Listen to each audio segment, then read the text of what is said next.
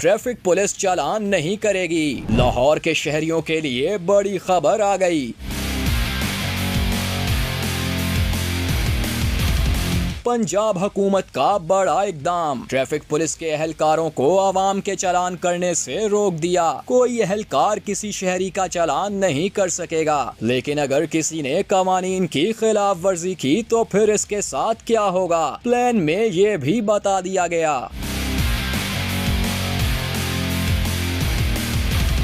पंजाब हुकूमत ने traffic police के निजाम में अब तक की सबसे बड़ी तब्दीली का फैसला कर लिया। नए प्लान के मुताबिक कोई ट्रैफिक वार्डन किसी शहरी का चालान नहीं करेगा। रिपोर्ट के मुताबिक ट्रैफिक कवानीन की खिलाफ वर्जी पर चालान सिर्फ सेफ सिटी कैमरों के जरिए किए जाएंगे। कैमरों की अदम मौजूदगी वाली शाहराह पर वार्डन महज गाड़ी की तस्वीर सेफ सिटी को भेजेगा। सेफ सिटी तस्वीर पर खिलाफ वर्जी का तायन करके चालान जारी करेगा। ट्रैफिक पुलिस एहलकार अब महज ट्रैफिक की रवानी को बरकरार रखने और पब्लिक सर्विस का काम करेंगे।